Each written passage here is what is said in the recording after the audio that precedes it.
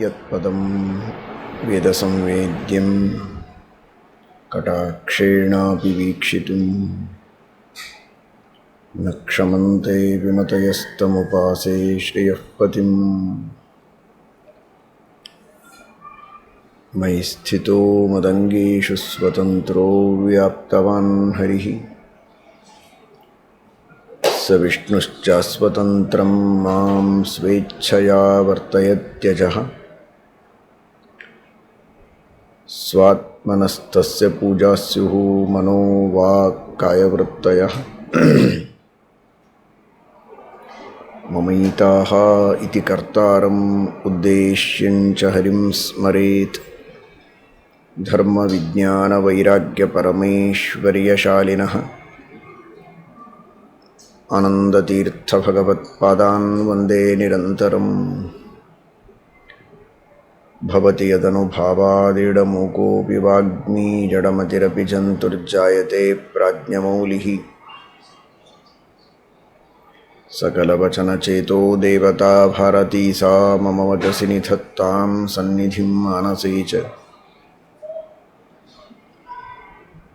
ನಮೋऽಸ್ತು ತಾತ್ವಿಕಾ ದೇವಾಃ ವಿಷ್ಣುಭಕ್ತಿಪರಾಯಣಾಃ ಧರ್ಮಮಾರ್ಗೇ ಪ್ರೇರಯन्तु ಭವಂತಃ ಸರ್ವ ಏವ ಹಿ. ನೌಮಿನ್ಯಾಯಸುಧಾದಿಕೃಜ್ಜಯ ಮುನೀನ್ ಶ್ರೀಪಾದರಾಟ್ಸನ್ಮಣೀನ್ ವ್ಯಾಸಾರ್ಯಾನ್ ವಿವಿಧಾಗಮಬ್ಧಿವಿಹರಾನ್ ಶ್ರೀವಾದಿರಾಜಾನಪಿ ವಂದೇ ಹಂಸಪರಾನ್ ಪ್ರಕೃತ್ತಮಗುರೂನ್ ವೇದಗ್ಧ್ಯಪಾರಾಂ ನಿಧೀನ್ ಶ್ರೀ ಸತ್ಯವ್ರತರಾಘವೇಂದ್ರಮುನಿಪಾನ್ ಸದ್ಬೋಧಸಧ್ಯಾನಪಾನ್ ಸತ್ಯಾಭಿಜ್ಞಕರಾಬ್ಜೋತ್ಥಾನ್ ಪಂಚಾಶದ್ವರ್ಷಪೂಜಕಾನ್ ಸತ್ಯಪ್ರಮೋದತೀರ್ಥಾರ್ಯಾನ್ ನೌಮಿನ್ಯಾಯಸುಧಾರತಾನ್. ನರಸಿಂಹ ನರಸಿಂಹ ನರಸಿಂಹ ನರಸಿಂಹ ನರಸಿಂಹ ನರಸಿಂಹ ನರಸಿಂಹ ನರಸಿಂಹ ನರಸಿಂಹ ನರಸಿಂಹ ನರಸಿಂಹ ನರಸಿಂಹ ನರಸಿಂಹ ನರಸಿಂಹ ನರಸಿಂಹ ನರಸಿಂಹ ನರಸಿಂಹ. ಪಾಹಿ ಲಕ್ಷ್ಮೀ ನರಸಿಂಹ ಪಾಹಿ ಲಕ್ಷ್ಮೀ ನರಸಿಂಹ ನರಸಿಂಹ ಪಾಹಿ ಪಾಹಿ ಪಾಹಿ ಲಕ್ಷ್ಮೀ ನರಸಿಂಹ ತ್ರಾಹಿ ತ್ರಾಹಿ ಲಕ್ಷ್ಮೀ ನರಸಿಂಹ. ವೃತ್ರಾಸುರನ ಸಂಹಾರವನ್ನು ಮಾಡಿದಂತಹ ಇಂದ್ರದೇವರು ಬ್ರಹ್ಮಹತ್ಯಾ ದೋಷವನ್ನು ಪರಿಹಾರ ಮಾಡಿಕೊಳ್ಳುವುದಕ್ಕೆ ಕಮಲನಾಲದಲ್ಲಿ 1000 ವರ್ಷಗಳವರೆಗೆ ನರಸಿಂಹದೇವರ ಉಪಾಸನೆಯನ್ನು ಮಾಡಿ ಪಾಪವನ್ನು ಕಳೆದುಕೊಂಡಿದ್ದಾರೆ ಅಂತ ಶಾಸ್ತ್ರ ಹೇಳುತ್ತದೆ. ನಿಜವಾಗಿ ಅವರಿಗೆ ವೃತ್ರಹತ್ಯಾ ಬ್ರಹ್ಮಹತ್ಯಾದಿಂದ ಪಾಪ ಬಂದಿಲ್ಲ. ವೃತ್ರಂ ಹತ್ವಾ ಮಹಾನಾಸ, ಪರಮಾತ್ಮನ ಆಜ್ಞೆಯಂತೆ ಭಗವಂತನ ಸಂಕಲ್ಪದಂತೆ ಸಕಲ ಲೋಕಗಳ ರಕ್ಷಣೆಯನ್ನು ಮಾಡುವಂತಹ ಮಹಾ ಜವಾಬ್ದಾರಿಯನ್ನು ಹೊಂದಿದ ಇಂದ್ರದೇವರಿಗೆ, ಅಪರೋಕ್ಷ ಜ್ಞಾನಿಗಳಾದ ಇಂದ್ರದೇವರಿಗೆ, ಆಧಿಕಾರಿಕ ದೇವತೆಗಳಾದ ಇಂದ್ರದೇವರಿಗೆ ಇದು ಲೋಕರಕ್ಷಣೆಯನ್ನು ಮಾಡುವುದು, ಲೋಕಕಂಟಕರಾದ ಅಸುರರನ್ನು ಸಂಹಾರ ಮಾಡುವುದು ಧರ್ಮವೇ.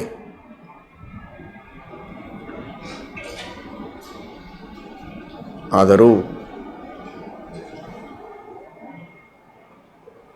ಅಲ್ಪ ಅಹಂಕಾರದಿಂದ ಅಲ್ಪ ದೋಷ ಬಂದಿದ್ದರೆ ಅದನ್ನು ಪರಿಹರಿಸಿಕೊಂಡು ಯಸ್ತು ಈಷದ್ ಬದ್ಧತೆ ಸಹ ಈಷದ್ ಅಹಂಕಾರೀಚ. ಮಹಾಪುಣ್ಯ ಸಾಧನೆಯನ್ನು ಮಾಡಿ ನರಸಿಂಹದೇವರ ಅನುಗ್ರಹವನ್ನು ಪಡೆದುಕೊಳ್ಳುವುದಕ್ಕಾಗಿ ತಪಸ್ಸನ್ನು ಮಾಡಿದ್ದಾರೆ. ಸ್ಮರಣಾನ್ ನರಸಿಂಹಸ್ಯ ಶಕ್ರೋ ಮುಕ್ತೋ ಬೃಹದ್ವಧಾತ್.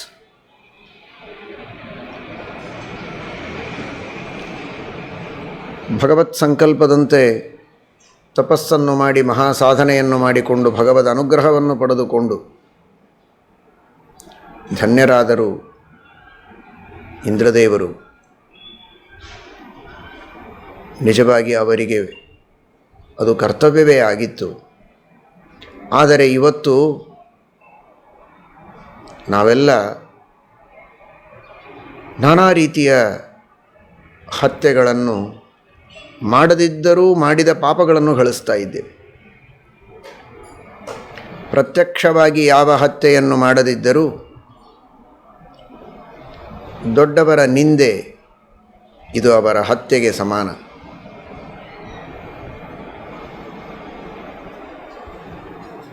ನರಸಿಂಹ ನರಸಿಂಹ ನರಸಿಂಹ ನರಸಿಂಹ ನರಸಿಂಹ. ಶ್ರೀಕೃಷ್ಣ ಪರಮಾತ್ಮ ಮಹಾಭಾರತದಲ್ಲಿ ಹೇಳುತ್ತಾನೆ, ಶ್ರೀಮದ್ ಆಚಾರ್ಯರು ಮಹಾಭಾರತ ತಾತ್ಪರ್ಯ ನಿರ್ಣಯದಲ್ಲಿ ತಿಳಿಸ್ತಾರೆ, ದೊಡ್ಡವರ ನಿಂದೆ ಮಾಡಿದರೆ ದೊಡ್ಡವರ ಹತ್ಯೆಯನ್ನು ಮಾಡಿದ ಪಾಪ, ಆತ್ಮ ಪ್ರಶಂಸೆ ಮಾಡಿಕೊಂಡರೆ ಆತ್ಮ ಹತ್ಯೆಯನ್ನು ಮಾಡಿಕೊಂಡ ಪಾಪ. ಮಹಾಭಾರತದ ಯುದ್ಧದಲ್ಲಿ ಕರ್ಣನ ಮಹಾಪರಾಕ್ರಮ,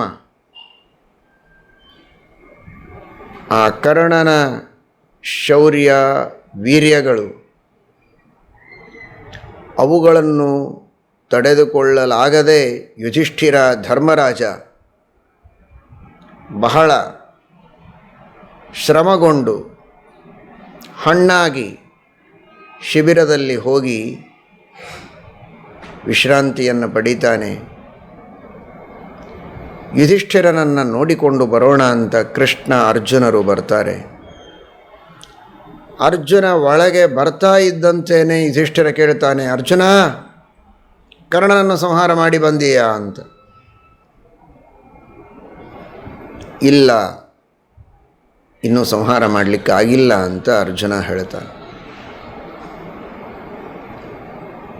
ಕರ್ಣ ಕೊಟ್ಟ ಪೀಡೆಗಳಿಂದ ಸಂತ್ರಸ್ತನಾಗಿ ಸಂತಪ್ತನಾಗಿ ಒದ್ದಾಡುವ ಯುಧಿಷ್ಠಿರನಿಗೆ ಕರ್ಣನ ಸಂಹಾರ ಇನ್ನೂ ಆಗಿಲ್ಲ ಅಂತ ಕೇಳಿದ್ದೇ ತಡ ಬಲುಕೋಪ ಬಂದಿದೆ. ಅರ್ಜುನ, ನೀನು ಗಾಂಡೀವ ಧನುಸ್ಸನ್ನು ಕೈಯಲ್ಲಿ ಇಟ್ಟುಕೊಂಡು ಏನು ಮಾಡ್ತೀಯಾ? ಕೃಷ್ಣನಿಗಾದರೂ ಕೊಡು, ಭೀಮನಿಗಾದರೂ ಕೊಡು, ಅವರಾದರೂ ಸಂಹಾರ ಮಾಡ್ತಾರೆ ಕರ್ಣನನ್ನು. ನಿನ್ನ ಕೈಯಲ್ಲಿ ಗಾಂಡೀವ ಧನುಸ್ಸಿದ್ದು ಏನು ಪ್ರಯೋಜನ? ಎಂದಿಗೂ ಅರ್ಜುನನನ್ನು ಬೈದವನಲ್ಲ. ಪ್ರೀತಿಯ ತಮ್ಮ ಭೀಮಾರ್ಜುನರು, ನಕುಲ ಸಹದೇವರು ಎಲ್ಲರೂ ಪ್ರೀತಿಯ ತಮ್ಮಂದಿರು. ವಿಶೇಷವಾಗಿ ಭೀಮಾರ್ಜುನರ ಮೇಲೆ ಪ್ರೀತಿ. ಎಂದಿಗೂ ಬೈದವನಲ್ಲ. ಅದು ಇದ್ದಕ್ಕಿದ್ದ ಹಾಗೆ ಈ ರೀತಿಯಲ್ಲಿ ಬೈಯುವುದಲ್ಲ. ಗಾಂಡೀವ ಧನುಸ್ಸನ್ನೇ ಇನ್ನೊಬ್ಬರಿಗೆ ಕೊಟ್ಟು ಬಿಡು ಅಂತ ಹೇಳಿದಾಗ ಅರ್ಜುನನಿಗೆ ಯುಧಿಷ್ಠಿರ ಅಣ್ಣ ಅನ್ನುವ ಗೌರವ ಪೂರ್ಣವಾಗಿದೆ. ಆದರೆ ಇದ್ದಕ್ಕಿದ್ದಂತೆ ಅರ್ಜುನ ಕೈಯಲ್ಲಿ ಖಡ್ಗವನ್ನು ತೆಗೆದುಕೊಂಡು ಯುಧಿಷ್ಠಿರನನ್ನು ಸಂಹಾರ ಮಾಡುವುದಕ್ಕೆ ಹೊರಡ್ತಾನೆ. ಯಾವ ಯುಧಿಷ್ಠಿರನ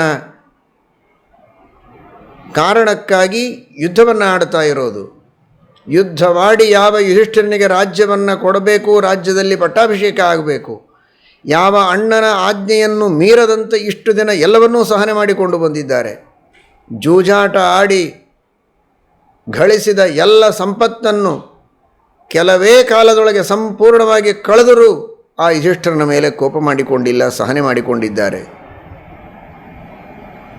ಅಂಥ ಯುಧಿಷ್ಠಿರನ ಬಗ್ಗೆ ಗೌರವವನ್ನು ಹೊಂದಿದ ಅರ್ಜುನ ಇದ್ದಕ್ಕಿದ್ದಂತೆ ಖಡ್ಗವನ್ನು ತೆಗೆದುಕೊಂಡು ಯುಧಿಷ್ಠಿರನನ್ನು ಸಂಹಾರ ಮಾಡುವುದಕ್ಕೆ ಹೊರಡ್ತಾನೆ. ಕೃಷ್ಣ ಕೇಳಿದ, ಸರ್ವಜ್ಞನಾದ ಭಗವಂತನಿಗೆ ಎಲ್ಲ ಗೊತ್ತು. ಆದರೂ ಲೋಕವಿಡಂಬನಕ್ಕಾಗಿ ಕೇಳ್ತಾನೆ, ಅರ್ಜುನ, ಏನು ಮಾಡ್ತಾ ಇದ್ದಿ? ಯಾರನ್ನು ಸಂಹಾರ ಮಾಡುವುದಕ್ಕೆ ಹೊರಡ್ತಾ ಇದ್ದಿ? ಮೈ ಮೇಲೆ ಎಚ್ಚರ ಇದೆಯೋ ಇಲ್ಲೋ? ನಿನ್ನ ಅಣ್ಣ ಅವನು, ತಂದೆಗೆ ಸಮಾನ, ಜ್ಯೇಷ್ಠ ಭ್ರಾತ, ಪಿತೃ ಸಮಃ. ಅಪಾರವಾದ ಗೌರವ ಇದೆ ನಿನಗೆ ಅಣ್ಣನ ಬಗ್ಗೆ. ನಿನ್ನ ತಂದೆಯಾದ ಪಾಂಡುರಾಜನಿಗೆ ಸಮಾನ ಅವನು. ಅಂತಹ ಉನ್ನತ ಸ್ಥಾನದಲ್ಲಿರುವಂತಹ ಯುಧಿಷ್ಠಿರನನ್ನು ಪೂಜ್ಯ ಭಾವನೆಯಿಂದ ನೋಡುವುದು ಬಿಟ್ಟು ಸಂಹಾರವನ್ನು ಮಾಡುವುದಕ್ಕೆ ಯಾಕೆ ಹೊರಟಿದ್ದೀಯಾ? ಮನಸ್ಸಿಗೆ ಸ್ವಾಸ್ಥ್ಯ ಉಂಟೋ ಇಲ್ಲವೋ? ಅರ್ಜುನ ಹೇಳಿದ, ನನಗೆ ಯುಧಿಷ್ಠಿರನ ಬಗ್ಗೆ ಗೌರವ ಇದೆ, ಪೂಜ್ಯ ಭಾವನೆ ಇದೆ. ಆದರೆ ನನ್ನದೊಂದು ಪ್ರತಿಜ್ಞೆ ಇದೆ.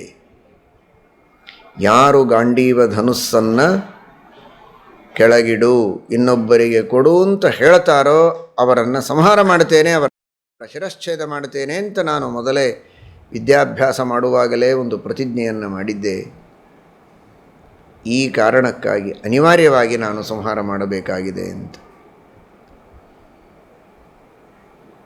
ಆಗ ಕೃಷ್ಣ ಪರಮಾತ್ಮ ಹೇಳ್ತಾನೆ, ಸತ್ಯಸ್ಯ ವಚನಂ ಶ್ರೇಯಃ ಸತ್ಯಜ್ಞಾನಂತು ದುಷ್ಕರಂ. ಸತ್ಯ ಮಾತನಾಡೋದು ಬಹಳ ಸುಲಭ ಅಪ್ಪ, ಸತ್ಯ ಅಂದರೆ ಏನು ಅಂತ ತಿಳಿದುಕೊಳ್ಳೋದೇ ಬಹಳ ಕಷ್ಟ ಇದೆ. ಪ್ರತಿಜ್ಞೆಯನ್ನು ಮಾಡಿದ್ದನ್ನು ಉಳಿಸಿಕೊಳ್ಳಬೇಕು, ಸತ್ಯ ಮಾತನಾಡಬೇಕು, ಸುಳ್ಳು ಮಾತನಾಡಬಾರದು. ಸರಿ, ಆದರೆ ಸತ್ಯ ಅಂದರೆ ಏನು ಗೊತ್ತಾ ಅರ್ಜುನ ನಿನಗೆ? ಯತ್ ಸತಾಂ ಹಿತಮತ್ಯಂತಂ ತತ್ ಸತ್ಯಮಿತಿ ಚಕ್ಷತೆ. ಯಾವುದರಿಂದ ಸಜ್ಜನರಿಗೆ, ಧಾರ್ಮಿಕರಿಗೆ ಹಿತವಾಗತ್ತೆ ಅದು ಸತ್ಯ. ಇಂತಹ ಪರಮ ಸಜ್ಜನನಾದ ಸಾತ್ವಿಕನಾದ ಯುಧಿಷ್ಠಿರನ ಹಿಂಸೆಗೆ ಕಾರಣವಾಗುವ ನಿನ್ನ ಈ ಪ್ರತಿಜ್ಞೆ ಇದು ಸತ್ಯ ಹೇಗಾದೀತು? ಆ ಪ್ರತಿಜ್ಞೆಯ ಪಾಲನೆಯನ್ನು ಮಾಡಿ ನೀನು ಸಂಹಾರ ಮಾಡಿದರೆ ಅದೇ ದೊಡ್ಡ ಅಸತ್ಯ. ಈಗ ಸಜ್ಜನರಿಗೆ ಅಹಿತವಾಗುವುದೇ ಅಸತ್ಯ, ಸಜ್ಜನರಿಗೆ ಹಿತವಾಗುವುದೇ ಸತ್ಯ. ಹಾಗಾದರೆ ಏನು ಮಾಡಬೇಕು ನಾನು? ಏನು ಮಾಡಬೇಡ, ನಿನ್ನ ಪ್ರತಿಜ್ಞೆಯನ್ನು ಪಾಲನೆ ಮಾಡಬೇಕು. ಯುಧಿಷ್ಠಿರನ ಹಿಂಸೆಯಾಗಬಾರದು, ಹಾಗೆ ನೋಡಿಕೊಳ್ಳಬೇಕು. ಅದು ಹೇಗೆ ಸಾಧ್ಯ? ಚೆನ್ನಾಗಿ ಯುಧಿಷ್ಠಿರರ ನಿಂದೆ ಮಾಡು ಸಾಕು ಅಂತ. ಸಂಹಾರ ಮಾಡಬೇಡ, ಖಡ್ಗವನ್ನು ಕೆಳಗಿಳಿಸು, ಚೆನ್ನಾಗಿ ನಿಂದೆ ಮಾಡು ಸಾಕು. ಸರಿ, ಕೃಷ್ಣನ ಆಜ್ಞೆ ಅಂಥೇಳಿ ಚೆನ್ನಾಗಿ ನಿಂದೆ ಮಾಡಿದ. ನಿನ್ನ ಕಾರಣಕ್ಕಾಗಿಯೇ ನಾವು ವನವಾಸವನ್ನು ಅನುಭವಿಸಬೇಕಾಯಿತು, ಅಜ್ಞಾತವಾಸದಲ್ಲಿ ಇರಬೇಕಾಯಿತು, ರಾಜ್ಯವನ್ನು ಕಳೆದುಕೊಳ್ಳಬೇಕಾಯಿತು. ಎಂತಹ ಶೌರ್ಯ ವೀರ್ಯ ಪರಾಕ್ರಮಗಳಿಂದ ನಾನಾ ದೇಶಗಳ ದಿಗ್ವಿಜಯವನ್ನು ಮಾಡಿ ಸಂಪತ್ತಿನ ರಾಶಿ ರಾಶಿ ಪರ್ವತಗಳನ್ನೇ ತಂದು ಒಟ್ಟಿದ್ದೆವು. ಭೀಮಸೇನ, ನಾನು, ನಕುಲ, ಸಹದೇವ ಎಲ್ಲರೂ ಸೇರಿ 100 ಯೋಜನೆಗಳಷ್ಟು ವಿಸ್ತೀರ್ಣವಾದಂತಹ ಮುತ್ತು ರತ್ನಗಳ ರಾಶಿ, ಸಂಪತ್ತಿನ ಪರ್ವತಗಳೇ ಇಂದ್ರಪ್ರಸ್ಥದಲ್ಲಿ ಬಂದು ನೆಲೆಸಿದ್ದವು. ಕೇವಲ ಒಂದು ಜೂಜಾಟವನ್ನು ಆಡಿ ಎಲ್ಲವನ್ನ ಕಳೆದಿಟ್ಟು ಹಾಗೆ ಅಂತ ನಾನಾ ರೀತಿಯಿಂದ ನಿಂದೆಯನ್ನು ಮಾಡಿದ್ದಾನೆ. ಸ್ವಲ್ಪ ಹೊತ್ತು ತಡದವನೇ ನಿಂದೆ ಮಾಡಿ ಕೂಡಲೇ ಖಡ್ಗವನ್ನು ತೆಗೆದು ತನ್ನ ಕುತ್ತಿಗೆಯನ್ನು ಕತ್ತರಿಸಿಕೊಳ್ಳುವುದಕ್ಕೆ ಹೊರಟ ಮತ್ತೆ ಅರ್ಜುನ. ಕೃಷ್ಣ ಮತ್ತೆ ಕೈ ಹಿಡಿದ, ಅರ್ಜುನ ಮತ್ತೇನು ಕೆಲಸ ಮಾಡ್ತಾ ಇದ್ದಿ? ನಾನು ಯುಧಿಷ್ಠಿರನನ್ನು ಹೊಡೆಯುವುದಕ್ಕೆ ಹೊರಟದ್ದಲ್ಲ, ನನ್ನನ್ನು ನಾನು ಹೊಡೆದುಕೊಳ್ತೇನೆ, ಬಿಡು ಕೈ. ನನ್ನನ್ನು ನಾನು ಸಂಹಾರ ಮಾಡಿಕೊಂಡ್ರೆ ತಪ್ಪೇನು? ದೊಡ್ಡವರನ್ನು ಹಿಂಸೆ ಮಾಡಬಾರದು ಅಷ್ಟೇ ತಾನೇ? ನನ್ನ ಸಂಹಾರವನ್ನು ನಾನು ಮಾಡಿಕೊಳ್ತೇನೆ. ಯಾಕೆ? ಅದೇನು ಬಹಳ ಪುಣ್ಯದ ಕೆಲಸ? ಆತ್ಮಹತ್ಯೆಯನ್ನು ಮಾಡಿಕೊಂಡ್ರೆ ಏನು ತಪ್ಪಿಲ್ಲ, ನನ್ನ ಸ್ವಾತಂತ್ರ್ಯ ಅಂತ ಭಾವಿಸಿದ್ದೀಯಾ? ಆತ್ಮಹತ್ಯೆ ಮಾಡಿಕೊಳ್ಳುವುದಕ್ಕೂ ನಿನಗೆ ಅಧಿಕಾರ ಇಲ್ಲ. ಮತಿಪೂರ್ವಂ ದೇಹನಾಶಾತ್ ಪಾಪಂ ಮಹದವಾಪ್ಯತೆ. ಬುದ್ಧಿಪೂರ್ವಕವಾಗಿ ತಾನು ತನ್ನ ದೇಹದ ನಾಶವನ್ನು ಮಾಡಿಕೊಂಡರೆ ಅದು ಬಹಳ ದೊಡ್ಡ ಪಾಪ. ದೈವೇಚ್ಛೆಯಂತೆ ಮರಣವಾದರೆ ಮಾತು ಬೇರೆ. ಬುದ್ಧಿಪೂರ್ವಕವಾಗಿ ತಾನೇ ತನ್ನ ಮರಣವನ್ನು ಮಾಡಿಕೊಂಡರೆ, ಆತ್ಮಹತ್ಯೆಯನ್ನು ಮಾಡಿಕೊಂಡರೆ ಅದಕ್ಕೆ ಮಹಾಪಾಪ ಇದೆ, ಮಹಾ ಅನರ್ಥ ಇದೆ. ಸರ್ವಥಾ ಮಾಡಿಕೊಳ್ಳತಕ್ಕದ್ದಲ್ಲ. ದೇವರು ಕೊಟ್ಟದ್ದು ಮಾನವ ಶರೀರ, ಸಾಧನ ಶರೀರ, ಅದನ್ನು ಎಂದಿಗೂ ವ್ಯರ್ಥ ಮಾಡಿಕೊಳ್ಳಬಾರದು. ಸರ್ವಥಾ ಆ ರೀತಿ ಮಾಡುವುದು ಸರಿಯಲ್ಲ. ಮತ್ತು ಏನು ಮಾಡಬೇಕು ಅಂತೀಯ? ಯಾಕೆ ಆತ್ಮಹತ್ಯೆ ಮಾಡಿಕೊಳ್ಬೇಕು ಅಂತೀಯ? ನೀನೇ ಹೇಳಿದೆಯಲ್ಲ, ದೊಡ್ಡವರ ನಿಂದೆ ಮಾಡಿದರೆ ದೊಡ್ಡವರ ಹತ್ಯೆ ಮಾಡಿದಂತೆ ಅಂತ. ಯುಧಿಷ್ಠಿರನ ನಿಂದೆ ಮಾಡಿದೆ, ಅವನ ಹತ್ಯೆ ಮಾಡಿದ ಹಾಗಾಯಿತು. ಅಂತಹ ಅಣ್ಣನ ಹತ್ಯೆಯನ್ನು ಮಾಡಿದ ಮೇಲೆ ನಾನೇಕೆ ಬದುಕಬೇಕು? ನಾನು ಸಾಯ್ತೇನೆ ಅಂತ. ಅದಕ್ಕೆ ಕೃಷ್ಣ ಹೇಳಿದ, ಆತ್ಮಹತ್ಯೆಯನ್ನು ಮಾಡಿಕೊಳ್ಳುವುದಕ್ಕೂ ಒಂದು ದಾರಿ ಇದೆ. ಆತ್ಮ ಪ್ರಶಂಸೆಯನ್ನು ಚೆನ್ನಾಗಿ ಮಾಡಿಕೋ, ಅದೇ ಆತ್ಮಹತ್ಯೆಯನ್ನು ಮಾಡಿಕೊಂಡಂತೆ. ಸರಿ, ಆಗ ಅರ್ಜುನ ಆತ್ಮ ಪ್ರಶಂಸೆಯನ್ನು ಮಾಡಿಕೊಳ್ತಾನೆ. ತಾನು ಮಾಡಿದ ಏನೇನು ಪರಾಕ್ರಮಗಳು, ಹಿಂದೆ ಮಾಡಿದ್ದು, ಮುಂದೆ ಮಾಡೋದು ಎಲ್ಲವನ್ನೂ ಹೇಳಿಕೊಳ್ತಾನೆ. ಇಂತಹ ಏಕೈಕ ಧನುರ್ಧಾರಿ 3 ಲೋಕಗಳಲ್ಲಿ ನನ್ನ ಸಮಾನ ಪರಾಕ್ರಮಿಗಳೇ ಯಾರಿಲ್ಲ, ಹಾಗೆ ಅಂತ ತನ್ನ ಪರಾಕ್ರಮಗಳನ್ನು ಚೆನ್ನಾಗಿ ವರ್ಣನೆ ಮಾಡಿಕೊಳ್ತಾನೆ. ಆಗ ಕೃಷ್ಣ ಹೇಳಿದ, ಸರಿ, ನಿನ್ನ ಹತ್ಯೆಯೂ ಆದಂತೆ ಆಯಿತು. ಗಾಂಡೀವ ಧನುಸ್ಸನ್ನು ಕೆಳಗಿಡು ಅಂತ ಹೇಳಿದ ಅಣ್ಣನ ನಿಂದೆ ಮಾಡಿ ಅಣ್ಣನ ಹತ್ಯೆ ಮಾಡಿದ ಹಾಗೆ ಆಯಿತು. ಪ್ರತಿಜ್ಞೆಯ ಪಾಲನೆ. ಅಣ್ಣನ ಹತ್ಯೆ ಮಾಡಿದ ತಪ್ಪಿಗೆ ನಿನ್ನ ಪ್ರಶಂಸೆಯನ್ನು ಮಾಡಿಕೊಂಡದ್ದಕ್ಕೆ ನಿನ್ನ ಹತ್ಯೆಯನ್ನು ಮಾಡಿಕೊಂಡಾಯಿತು, ಇನ್ನು ಸುಮ್ಮನಾಗು ಅಂತ ಹೇಳಿದ. ಇದು ಯಾವುದು ಯುಧಿಷ್ಠಿರನಿಗೆ ಗೊತ್ತಾಗಿಲ್ಲ, ಏನು ನಡೀತಾ ಇದೆ ಅಂತ. ಏನೋ ನನ್ನನ್ನು ಬೈದ, ತನ್ನನ್ನು ಹೊಗಳಿಕೊಂಡ, ಇಷ್ಟೇ ಗೊತ್ತಾಯಿತು. ಹಾಗಾದರೆ ನೀವೇ ರಾಜರಾಗಿರಿ, ನಾನೇ ಅರಣ್ಯಕ್ಕೆ ಹೋಗ್ತೇನೆ ಅಂತ ಯುಧಿಷ್ಠಿರ ಆಚೆ ಹೊರಟಾಗ ನಡೆದ ಸಂಗತಿಯನ್ನೆಲ್ಲ ಯುಧಿಷ್ಠಿರನಿಗೆ ತಿಳಿಸಿದಾಗ ಇಬ್ಬರಿಗೂ ಮತ್ತೆ ಪರಸ್ಪರ ಪ್ರೇಮ ಉಕ್ಕಿ ಬಂದು ಪರಸ್ಪರ ಆಲಿಂಗನವನ್ನು ಮಾಡಿಕೊಂಡಿದ್ದಾರೆ. ಬಂದ ವೈಮನಸ್ಸೆ ಪರಿಹಾರವಾಗಿದೆ. ಆ ಸಂದರ್ಭದಲ್ಲಿಯೇ ನುಡಿದ ನುಡಿ ತ್ವಯಾ ಸಮಃ ಕೋನು ಹಿತೋ ಹರೇನಃ. ನಿನಗೆ ಸಮಾನರಾದ ಹಿತರು ಯಾರಪ್ಪ? ಇಬ್ಬರೂ ಸತ್ತೋಗ್ತಾ ಇದ್ವಿ ಇಷ್ಟೊತ್ತಿಗೆ, ಇಬ್ಬರನ್ನೂ ಬದುಕಿಸಿ ಪ್ರೀತಿಯಿಂದ ಬದುಕುವಂತೆ ಮಾಡಿದೆಯಲ್ಲ. ನಿನ್ನಷ್ಟು ಹಿತೈಷಿಗಳು ಹಿತಕಾರಿಗಳು ಜಗತ್ತಿನಲ್ಲಿ ಯಾರಿದ್ದಾರೆ? ಸರ್ವೋತ್ತಮನಾದಂತಹ ಹಿತೈಷಿ ನೀನು, ಹಿತವನ್ನು ದಯಪಾಲಿಸುವ ಮಹಾನುಭಾವ ನೀನು ಅಂತ ಸ್ತುತಿಸಿದ್ದಾರೆ. ಈ ಪ್ರಸಂಗದಿಂದ ನಾವು ತಿಳಿಯಬೇಕಾದದ್ದು, ದೊಡ್ಡವರ ನಿಂದೆ ಮಾಡಿ ಅವರ ಮನಸ್ಸಿಗೆ ನೋವಾಗುವಂತೆ ಮಾಡಿದರೆ ಅದು ಅವರ ಹತ್ಯೆ ಮಾಡಿದಷ್ಟು ದೊಡ್ಡ ಪಾಪ. ನಾನು ಚಿಕ್ಕವ ಅಂತ ತಿಳಿದು ನನ್ನ ಪ್ರಗತಿಯನ್ನು ಪಡೆಯುವುದಕ್ಕೆ ಹಗಲು ಇರಳು ಪ್ರಯತ್ನವನ್ನು ಮಾಡುತ್ತಾ ಇದ್ದರೆ ನಾನು ಬದುಕಿದಂತೆ. ನಾನಿದ್ದದ್ದೇ ಬಹಳ ದೊಡ್ಡ ಸ್ಥಾನದಲ್ಲಿ ಅಂತ ತಿಳಿದು ಇನ್ನೇನು ನಾನು ಸಾಧನೆ ಮಾಡಬೇಕಾದದ್ದಿಲ್ಲ, ನನ್ನ ಸಮಾನ ಯಾರಿಲ್ಲ ಅನ್ನುವ ಅಹಂಕಾರದಿಂದ ಸಾಧನೆಯನ್ನು ಮಾಡದೆ ತನ್ನ ಪ್ರಗತಿಗೆ ತಾನೇ ಕೊಡಲಿ ಪೆಟ್ಟು ಹಾಕಿಕೊಂಡರೆ, ಆತ್ಮ ಪ್ರಶಂಸೆಯನ್ನು ಮಾಡಿಕೊಳ್ತಾ ತಾನು ಬಹಳ ದೊಡ್ಡವ ಅನ್ನುವ ಅಹಂಕಾರದೊಳಗೆ ಮೆರೆದರೆ ಅದು ತನ್ನ ಪ್ರಗತಿಯ ಜೀವನಕ್ಕೆ ಕೊಡಲಿ ಪೆಟ್ಟು ಹಾಕಿದಂತೆ ಆದದ್ದರಿಂದ ಅದು ಆತ್ಮಹತ್ಯೆಗೆ ಸಮಾನ. ಅದು ಒಂದು ದೊಡ್ಡ ಪಾಪ. ಈ ಪಾಪಗಳು ನಮ್ಮ ಜೀವನದಲ್ಲಿ ಎಷ್ಟು ಬಾರಿ ನಡೆಯುತ್ತೆ ಆಲೋಚನೆ ಮಾಡಿ. ಆತ್ಮ ಪ್ರಶಂಸೆಯನ್ನು ಮಾಡಿಕೊಳ್ಳೋದು, ದೊಡ್ಡವರ ನಿಂದೆ ಮಾಡು, ತಂದೆ ತಾಯಿಗಳ, ಗುರುಗಳ, ಹಿರಿಯರ, ಜ್ಞಾನಿಗಳ, ವಿದ್ವಾಂಸರ, ಯತಿಗಳ, ಮಹಾನುಭಾವರ, ಸಜ್ಜನರ ನಿಂದೆಯನ್ನು ಮಾಡುವ ಪ್ರವೃತ್ತಿ ಜನರಲ್ಲಿ ಎಷ್ಟು ಸಹಜವಾಗಿದೆ. ಸ್ವಲ್ಪ ಜ್ಞಾನ ಬಂದರೆ ಸಾಕು, ಎಲ್ಲರನ್ನೂ ಬೈಯುವುದಕ್ಕೆ ನನಗೆ ಅಧಿಕಾರ ಅನ್ನುವಂತಹ ಒಂದು ದುರ್ಬುದ್ಧಿ. ಸ್ವಲ್ಪ ಹಣ ಇದ್ದರೆ ಸಾಕು, 4 ಜನರಿಗೆ ಹಣ ಕೊಡುವ ಸಂಪತ್ತು ತನ್ನಲ್ಲಿದೆ, ಔದಾರ್ಯ ಇದೆ, ಒಂದಿಷ್ಟು ದಾನ ಧರ್ಮಗಳನ್ನು ಮಾಡಿದ್ದೇನೆ ಎಂದ ಮಾತ್ರಕ್ಕೆ ಎಲ್ಲರನ್ನ ನಿಂದೆ ಮಾಡುವುದಕ್ಕೆ ಪ್ರಾರಂಭ. ಜ್ಞಾನದ ಅಹಂಕಾರ, ಹಣದ ಅಹಂಕಾರ, ಸ್ಥಾನ, ಮಾನ, ಕುಲ, ಹೀಗೆ ನಾನಾ ವಿಧವಾದ ಮದಗಳು, ಅನ್ನಮದ, ಅರ್ಥಮದ, ಹೀಗೆ ವಿವಿಧ ರೀತಿಯ ಮದಗಳಿಂದಾಗಿ ಅಹಂಕಾರದಿಂದ ಗುರು ಹಿರಿಯರ, ಜ್ಞಾನಿಗಳ, ಸಜ್ಜನರ ನಿಂದೆಯನ್ನು ಮಾಡಿ ಅವರ ಹತ್ಯೆಯನ್ನು ಮಾಡಿದ ಪಾಪಗಳನ್ನು ಎಷ್ಟು ಕಟ್ಟಿಕೊಳ್ತಾ ಇದ್ದಾರೆ ಮಾನವರು.